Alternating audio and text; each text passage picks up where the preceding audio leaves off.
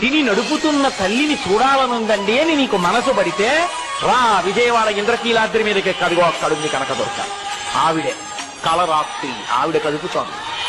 ఇక్కడి నుంచి ఇక్కడికి ఎర్రగా తాంబూల చర్వణం చేస్తూ నవ్వుతూ త్రిశూలం పట్టుకుని నిలబడి ఉంటుంది. Hi hello friends, welcome to Naveen official YouTube channel. మేమైతే ఈరోజైతే విజయవాడ ఇంద్రకీలాద్రి అమ్మవారిని అయితే దర్శించుకోబోతున్నాం అనమాట. ఫైనల్లీ మేమైతే 6కి అయితే బయలుదేరామన్నమాట. డైరెక్ట్గా చిలకలూరిపేట హైవే అయితే ఎక్కేసాం. చిలకలూరిపేట హైవే నుంచి మనమైతే గుంటూరు రోడ్ ఎక్కి మంగళగిరి దాటుకున్నాక బ్యారేజ్ మీదుగా అయితే మనమైతే విజయవాడ ఇంద్రకీలాద్రికి అయితే వెళ్తున్నాం ఫ్రెండ్స్. మేమైతే బండ్ల మీద వెళ్తాం అనమాట. నైట్కి బైక్ రైడ్ టు విజయవాడ. చాలా అంటే చాలా బాగుంది. స్వచ్ఛమైన గాలి, మధ్య మధ్యలో వెళ్ళేటప్పుడు ఆంజనేయ స్వామి విగ్రహాలు అయితే చాలా ఉన్నాయి అనమాట. ఫైనల్లీ ఆంజనేయ స్వామి విగ్రహాలు అయితే 5 అయితే ఉన్నాయి అనమాట. ఇప్పుడైతే సెకండ్ ఆంజనేయ స్వామి అనమాట.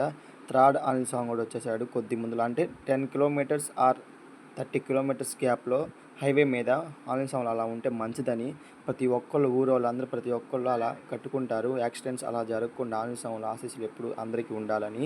ఇప్పుడైతే మనం బోయపాలెం శ్రీ పార్వతీదేవి అమ్మవారిని దర్శించుకున్నాం అనమాట. ఈ అమ్మవారు హైవే మీదగానే ఉంటారు. చిలకలూరిపేట గుంటూరు హైవే మీదే ఉంటారు అనమాట. మధ్య మధ్యలో వెళ్ళేటప్పుడు అయితే వినాయక స్వామి గుడి అనమాట, చాలా ఫేమస్ అనమాట.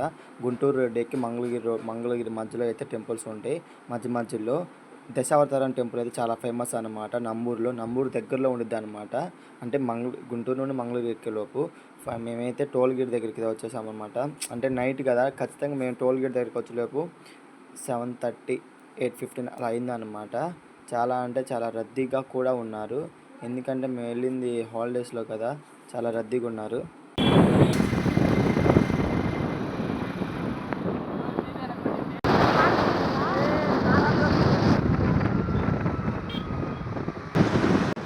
మన డిప్యూటీ సీఎం పవన్ కళ్యాణ్ గారి పార్టీ ఆఫీస్ అనమాట. మంగళగిరి పార్టీ ఆఫీస్ అంటారు కదా, అదే హైవే మంగళగిరి గుంటూరు టు మంగళగిరి వెళ్ళే దారిలో అయితే ఉండిద్ది. కన్స్ట్రక్షన్ జరుగుతుంది అనమాట. పెద్ద బిల్డింగ్ కడుతున్నారు. ఒక ఫ్లాగ్ చూసారు ఎలా ఎగురుతుంది. ఇంతకుముందు పార్టీ రాకముందే అక్కడ కన్స్ట్రక్షన్ జరుగుతుంది. పార్టీ ఆఫీస్కి వచ్చిన కార్యాలయం. హాయ్ ఫ్రెండ్స్, మేమైతే ఇంకా బ్యారేజ్ మీదకి అయితే వచ్చేసామన్నమాట. అదిగో ఇంద్రకీలాద్రి శ్రీ విజయవాడ కనకదుర్గమ్మ తల్లి టెంపుల్ అయితే మీ కెమెరాలో కనపడుతుందో లేదో తెలియదు కానీ మేమైతే ఇప్పుడే అనమాట బ్యారేజ్ మీదకి స్టార్ట్ అయ్యాం. అదిగో చూసారా ఫ్రెండ్స్, అది మొత్తం కృష్ణానది బ్యారేజ్. చాలా అంటే చాలా వ్యూస్ సాయంత్రం చాలా బాగుంది అన్నమాట. 3-6 కిలోమీటర్స్ ఉంటుంది అనమాట ఆ బ్యారేజ్ వరకే. మేమైతే ఫైనల్లీ ఇంకా బ్యారేజ్ దగ్గరికి అయితే వస్తున్నాం ఫ్రెండ్స్. మేమైతే వచ్చేసాం కూడా. మన విజయవాడ ఇంద్రకీలాద్రి అమ్మవారి వ్యూ చూసారా ఫ్రెండ్స్. విజయవాడ కనకదుర్గమ్మ తల్లి టెంపుల్ చాలా అంటే చాలా బాగుంది. లైటింగ్తో వెలిగిపోతుంది, అలా వెలిగిపోతుంది అనమాట. మేమైతే అందరం కలిసి ఇంకా కృష్ణానదిని చూద్దామని చాలా జర్నీ చేసి వచ్చాం ఫ్రెండ్స్. 90 కిలోమీటర్స్ ఆర్ 95 కిలోమీటర్స్ మేము జర్నీ చేసి వచ్చాం. ఇంకా అందుకని అందరం దిగి కాసేపు అక్కడ కూర్చొని చల్లటి గాలి వస్తుందని అక్కడ అలా చూద్దామని, కృష్ణానదిని అలా చూద్దాం పరిశీలిద్దామని. ఎప్పుడు చూడాలి, నేను కూడా ఇప్పుడే ఫస్ట్ టైం అనమాట రావడం. అంటే టెంపుల్కి వచ్చేలాగా కృష్ణానది ఇలా చూడలేదు. ఆటోలో వచ్చాము, ఆటోలో కనపడదు కదా, అంతగా వెళ్ళే ఊహ తెలియదు. అప్పుడు వచ్చాను, మళ్ళీ ఇప్పుడు వచ్చాను ఫ్రెండ్స్. ఇప్పుడైతే చాలా బాగుంది అన్నమాట వ్యూ. అది వరుసగా చూసారా, మొత్తం బ్యారేజే చాలా బాగుంది. ఇంక మన వాళ్ళందరూ కూడా ఇంకా వ్యూ పరిశీలిస్తున్నారు అనమాట. మన వాళ్ళతో ఊరికి అలా వీడియో తీద్దామని, ఇంకా బ్యారేజ్ని కనబడి అలా వీడియో తీద్దామని తీశాను.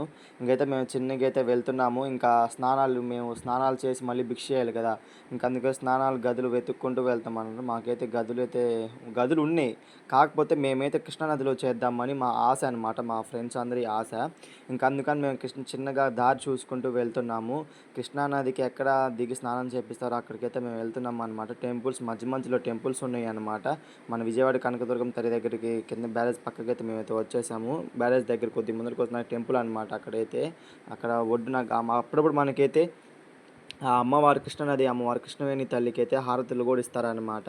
మేమైతే బ్యారేజ్ దగ్గర నుండి ఇట్లా లెఫ్ట్లో తిరగాలన్నమాట. లెఫ్ట్లో తిరిగితే ఇంకా అక్కడ నుండి అటు వెళ్తే కృష్ణానది అక్కడ స్నానం చేయొచ్చు. ప్రతి ఒక్కరు స్నానాలు కూడా చేస్తారు, అక్కడే చేస్తారు ఎల్లప్పుడూ. కృష్ణానదిలో స్నానం చేస్తే చాలా మంచిది, పాపాలు ఏమైనా తొలగిపోతాయని చిన్న ఆశ. చూసారా ఫ్రెండ్స్, బ్యారేజ్ ఎలా కనపడుతుందో, చాలా నీట్గా కనపడుతుంది. అక్కడ నుండి అసలు వ్యూ చూస్తుంటే విజయవాడ ఇంద్రకీలాద్రి అమ్మవారి గుడి చూస్తుంటే చాలా బాగుంది. మన అమ్మవారి దర్శనం చాలా అంటే 10కి అలా మూసేస్తారంట గుడి. చాలా మనం ఒకవేళ మనం 8:30కి అలా వచ్చినా కూడా గబగబా స్నానం చేసి అయితే వెళ్ళొచ్చు. చూసారు బ్యారేజ్ అయితే అటు, మేమైతే టెంపుల్కి అయితే వెళ్తున్నాం అనమాట. మేమైతే అసలు అటు వెళ్ళలేదు, ఎందుకంటే మేము టెంపుల్కి వెళ్ళాలి కాబట్టి వెళ్ళాం. ఆ బ్రిడ్జి దగ్గర నుండి కిందకి అయితే వెళ్ళాలి. ఫైనల్లీ మేమైతే స్నానాలు చేయడానికి అయితే వచ్చేసాం ఫ్రెండ్స్ లోపలికి. మళ్ళీ అక్కడ 10 అయితే మూసేస్తారు. ఇవి స్నానాలు చేసే ఇవి కూడా అక్కడ సెక్యూరిటీ గార్డ్స్ ఉంటారు, అవి కూడా ఆపేస్తారనమాట. అందుకే గబగబా మేము లోపలికైతే వచ్చేసి మా కాలకృత్యాలు తీర్చుకొని మేమైతే ఇంక స్నానాలు అయితే చేసేసాం. స్నానాలు అయితే చేసేసి చిన్నగా బయలుదేరుతాం. బయటికి వెళ్ళి ఇంకా అమ్మవారి టెంపుల్ దగ్గరికి వెళ్ళి హారతి తీసుకొని చిన్నగా అయితే భిక్ష చేసి ఇంకా మళ్ళీ టెంపుల్కి అయితే వద్దాం అనుకుంటున్నాం. మేమైతే వెళ్దాం అనుకున్నాం కానీ దర్శనానికి మన వాళ్ళు అందరూ స్నానాలు చేసి వచ్చేలోపు మేము ఖచ్చితంగా 9కి వచ్చామన్నమాట. 10కి అలా మూసేస్తారంట టెంపుల్, చెప్పారు కనుక్కున్నాం. టెంపుల్ అలా మూసేస్తారనమాట. మాకైతే కుదరలేదు, మేము వెళ్ళేలోపు 10 అయిందనమాట. ఇంకా చిన్నగా అయితే మన విజయవాడ ఇంద్రకీలాద్రి అమ్మవారి దగ్గరికి అయితే వస్తున్నాం అనమాట. షాప్స్ అన్నీ మూసేశారు.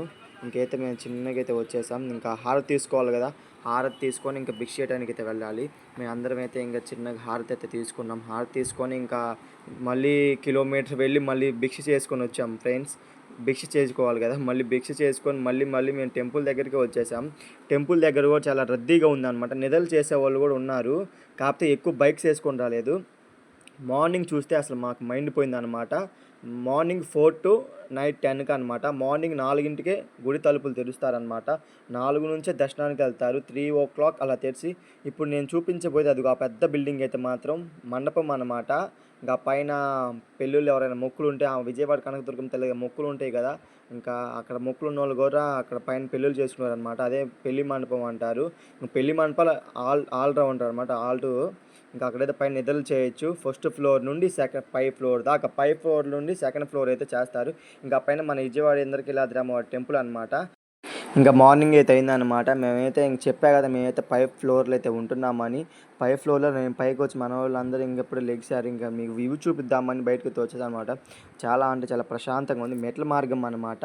అంటే అటు పక్క వేరే 2 మెట్ల మార్గాలు, ఇటు పక్క వినాయక స్వామి టెంపుల్, ఆంజనేయ స్వామి టెంపుల్ మధ్యలో నుండి అయితే కౌంటర్ దగ్గర నుంచి అటు నుంచి వెళ్ళొచ్చు. మళ్ళీ అటు పక్క నుండి కూడా వెళ్ళొచ్చు అనమాట.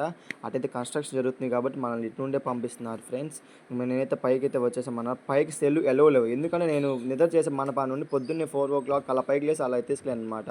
పైకి ఫోన్స్ అయితే ఎలవ్ లేవు అనమాట. నేను అటు నుండి అటు తీసుకెళ్ళాను అనమాట. నన్ను అప్పుడు చెక్ చేసి చేయలేదు. మనం ఇప్పుడు మామూలుగా మనం లైన్లో వచ్చే బదులు అయితే మెట్ల మీద వచ్చినా కూడా సెల్ ఫోన్ చెక్ చేస్తున్నారు. అలా తీయటానికి వీలు లేదు. అమ్మవారిని గుడి టెంపుల్స్ అలా అయితే నేనైతే పైన ఉంచాను. అంటే లోపలికి అలా బయటకు వచ్చినా తీసుకోవచ్చు. అయితే పైకి అయితే నేనైతే వీడియో తీపించాను. మళ్ళీ నేను ఇంకా చాలా 5th ఫ్లోర్ వెళ్ళామన్నమాట. మిగతా వ్యూ చూపిద్దామని. చాలా అంటే చాలా బాగుంది. కృష్ణా నది కూడా చాలా బాగా కనపడుతుంది అనమాట. కృష్ణా నది చూసారా, చుట్టుపక్కల మొత్తం ఎప్పుడు కన్స్ట్రక్షన్ జరుగుతూనే ఉన్నాయి. విజయవాడ ఇంద్రకీలాద్రి పర్వతం మీద కృష్ణానది తీరాన ఇది ఆంధ్రప్రదేశ్ రాష్ట్రంలో అతి ప్రముఖమైన శక్తిపీఠాలలో ఒకటి. ఆలయం నవరాత్రి ఉత్సవాలు, దసరా సందర్భంగా లక్షలాది భక్తులు సందర్శిస్తారు. దేవతా రూపం మహిషాసురమర్దిని రూపంగా ఉంది. అర్థం మహిషాసురమర్దిని సంహరించిన రూపం ఈ అమ్మవారిది.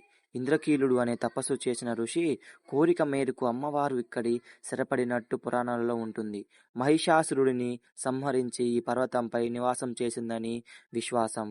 ఆలయం నిర్మాణం కొంతవరకు పురాతన కాలం నాటిది. చాళుక్యులు, రేడీలు, విజయనగర సామ్రాజ్యపు రాజులు ఈ ఆలయానికి విరాళాలు ఇచ్చినట్లు శాసనాల ద్వారా తెలుస్తుంది. క్రీశ 8వ శతాబ్దం నుంచి ఆలయం నిర్మాణం కొనసాగిందని భావిస్తున్నారు. దేవి శివాలయం రూపంలో శక్తివంతంగా నవరూపాలలో దర్శనమిస్తారు.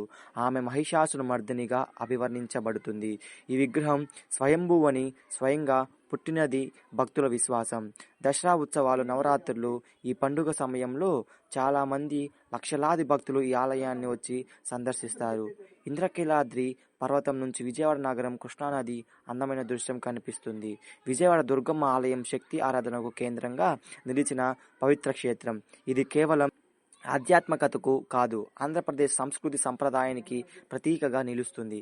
ఇంకా ఈ ఆలయం కనకదుర్గాదేవికు అంకితం ఆలయానికి సంబంధించిన చరిత్ర, పురాణాలు, ఇతిహాసాలు మరియు శాసనాల ద్వారా మనకు తెలిసిన విధంగా ఇది ఎంతో ప్రాచీనమైనదిగా పరిగణించబడుతుంది.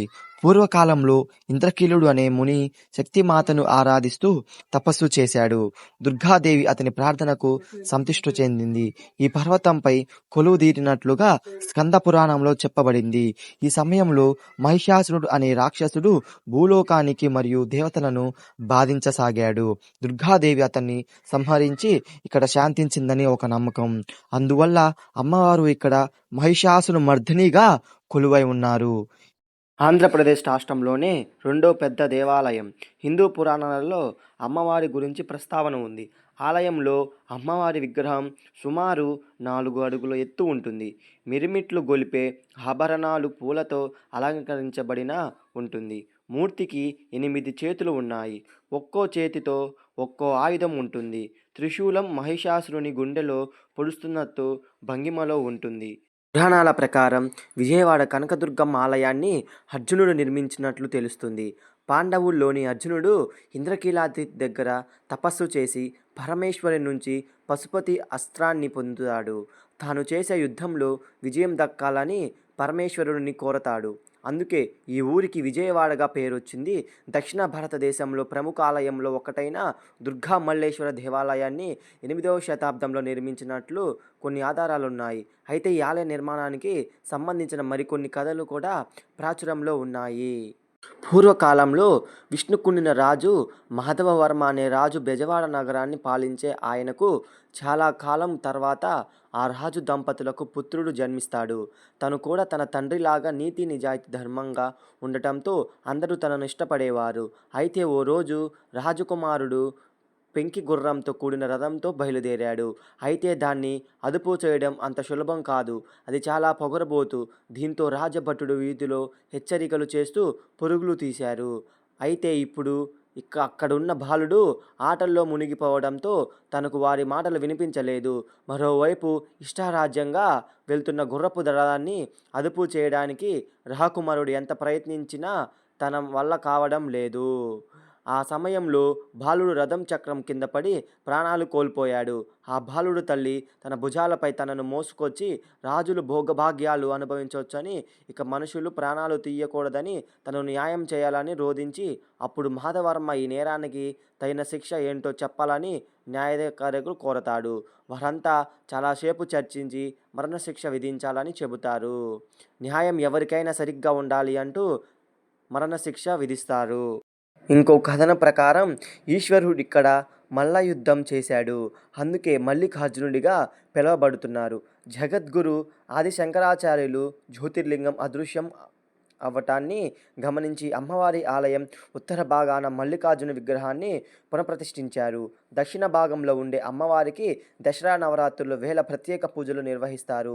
ఈ పవిత్రమైన రోజుల్లో అమ్మవారిని దర్శించుకుంటే సకల పాపాల నుండి విముక్తి లభిస్తుందని చాలామంది నమ్ముతారు. అందుకే వేలాది మంది లక్షలాది మంది జనం కూడా వస్తారు. ఈ కృష్ణానది తీరమును చూడటానికి కూడా ఎంతోమంది జనాలు కూడా తరలి వస్తారు. గంగాహారతి అప్పుడైతే అసలు లక్షలాది మంది వస్తారంట. అదిగాక ఇక్కడ స్నానాలు చేస్తే పాపాలు తొలగిపోతాయని ప్రతి ఒక్కళ్ళు వచ్చిన వాళ్ళందరూ ప్రతి ఒక్కళ్ళు నదిలో స్నానం చేసి వెళ్తారు. స్నానం చేసి వెళ్ళి ఆ అమ్మవారిని దర్శించుకొని వెళ్తారు. మేమైతే మార్నింగ్ మాత్రం కృష్ణానది తీరంలో అయితే స్నానం చేయలేదన్నమాట. మేమైతే ఇక్కడ రూమ్స్ దగ్గరికి అయితే వచ్చేసాం. మనం ఇలా స్ట్రైట్కి వెళ్తే రూమ్స్ దగ్గరికి వచ్చేసాం అనమాట. మేమైతే స్నానాలు అయిపోయి మేము ఇంకా దర్శనం చేసుకోవడానికి అయితే మా సోములందరం కలిసి వెళ్తున్నాం అనమాట. జనం మాత్రం చాలా రద్దీగా ఉన్నారు.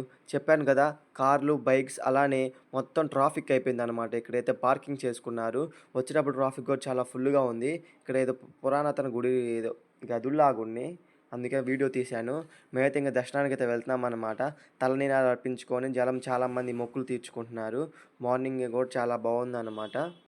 ఈ అమ్మవారి దగ్గరకు వచ్చిన ప్రతి ఒక్కరు కూడా అమ్మవారికి పసుపు కుంకుమ గాజులు పూలు చీర అలానే తీసుకెళ్తారు. ఇక్కడ దారిలో వరుసగా అమ్ముతూ ఉంటారు కవర్స్కి వేసుకొని. చాలామంది కూడా ప్రతి ఒక్కళ్ళు వచ్చిన వాళ్ళు ప్రతి ఒక్కళ్ళు ఖచ్చితంగా ఎక్కువ శాతం 100లో 95% తీసుకెళ్తారనమాట. ప్రతి ఒక్కరు కూడా ఆడవాళ్ళు అమ్మవారికి పసుపు కుంకుమ సమర్పిస్తే మంచిదని చాలా ఒక్కళ్ళు నమ్ముతారు. అందుకే ప్రతి ఒక్కరు కూడా వచ్చి ఇక్కడికి వచ్చి తీసుకెళ్తారనమాట.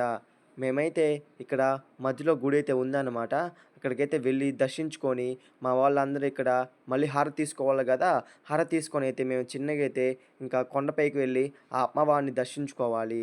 మేము పొద్దున నిద్ర లేచి వచ్చిన దగ్గర నుండి ఇంకా వెళ్ళిపోయామన్నమాట. వెళ్ళిపోయి ఎమ్మటే స్నానం చేసి గంటలో ఎమ్మటనే వచ్చేసాం. అక్కడే అనమాట మేము రాత్రి నిద్ర చేసింది. ఇంకా స్వాములందరం కలిసి అయితే మేము చిన్నగా అయితే కింద వినాయకుడి స్వామి, ఆంజనేయ స్వామి గుడి మధ్యలో అయితే ఫొటోస్ అయితే దిగామన్నమాట. ఓకే ఫ్రెండ్స్, మన వీడియోని ఎవరైనా కొత్తగా చూస్తుంటే లైక్ చేయండి, షేర్ చేయండి, సబ్స్క్రైబ్ చేసుకోండి. Okay friends, bye.